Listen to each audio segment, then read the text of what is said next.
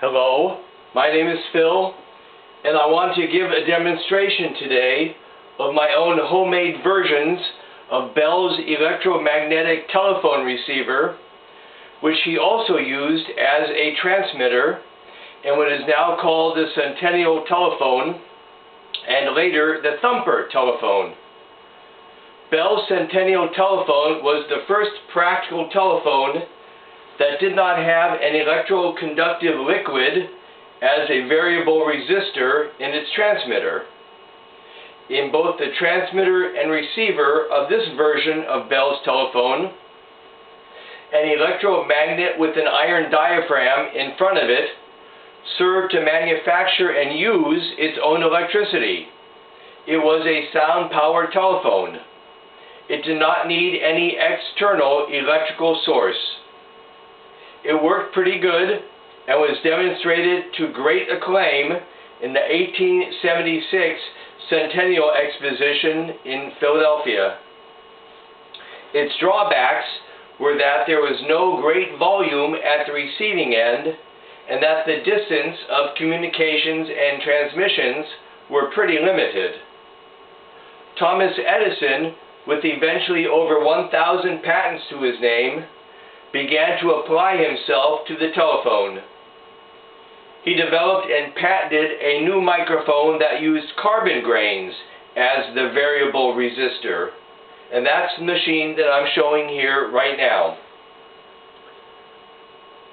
The speaker speaks into the horn here on the right, and the horn focuses and concentrates the sound to the other end, where the vibrations in the voice hit a very thin diaphragm that vibrates because of the voice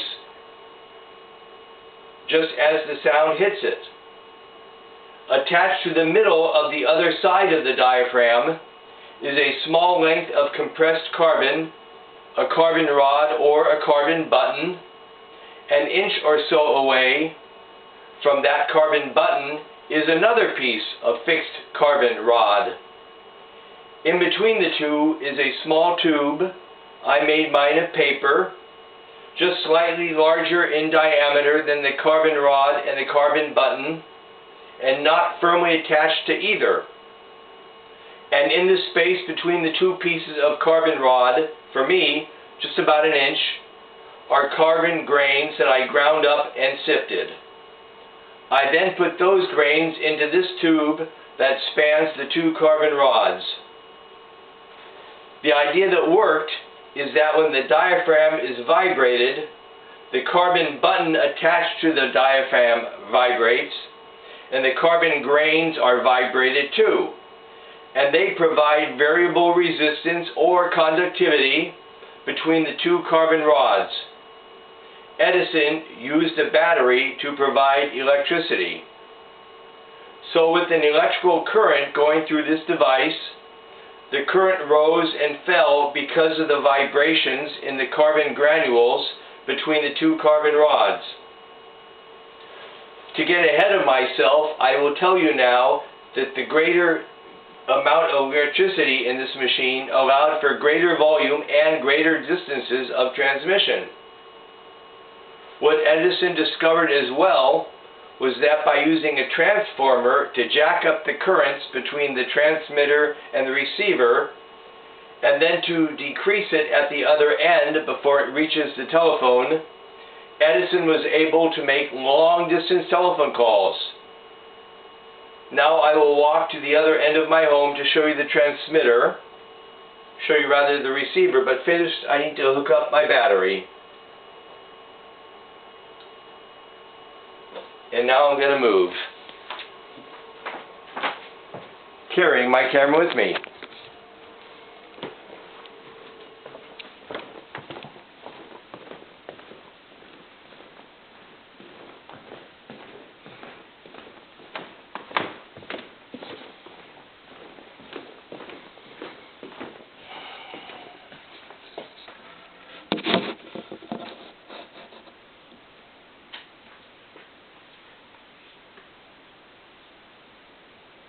The receiver here is pretty much a recreation of Bell's Cenennial Telephone that used an electromagnetic device for both transmitting and receiving.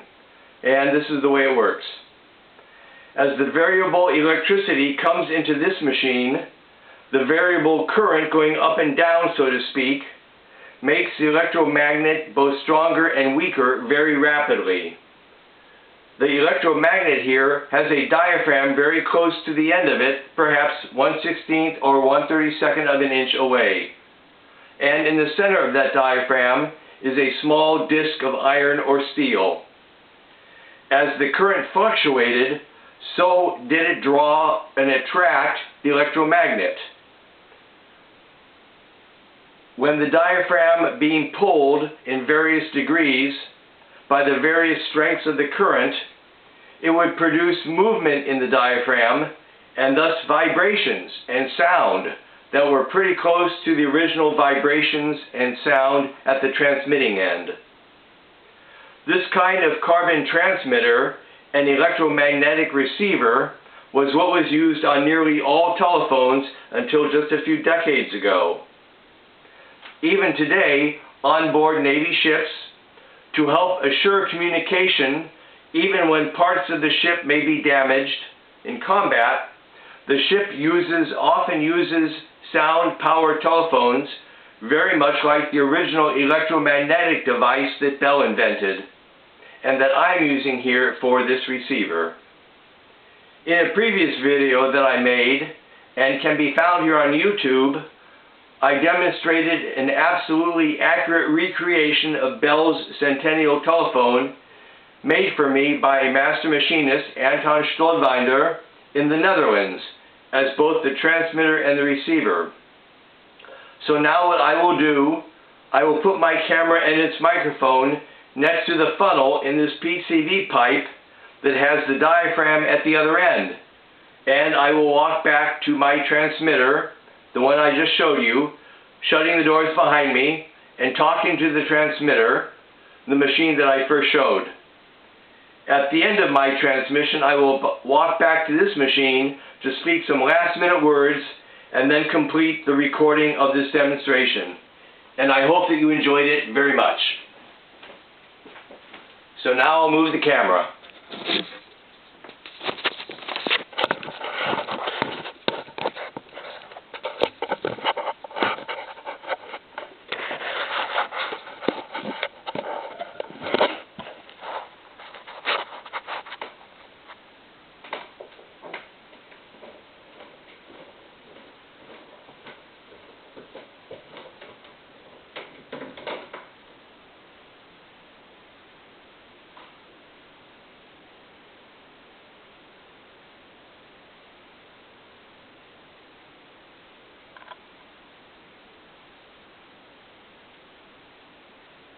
Hello, my name is a telephone, and this is now what I am demonstrating.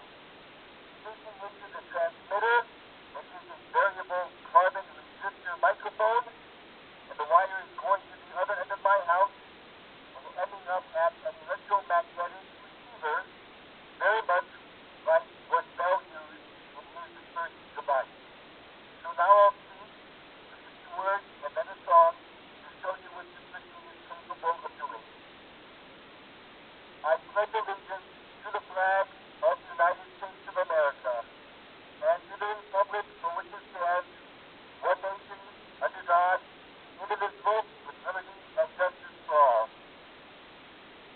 God bless America, and that I long, stand beside her and guide her through the night with the light from above, from the mountain to the prairie, through the ocean, like with foam. God bless America, my home, sweet home. God bless America, my home, sweet home. And now I will walk back to the transmitter for some last-minute words.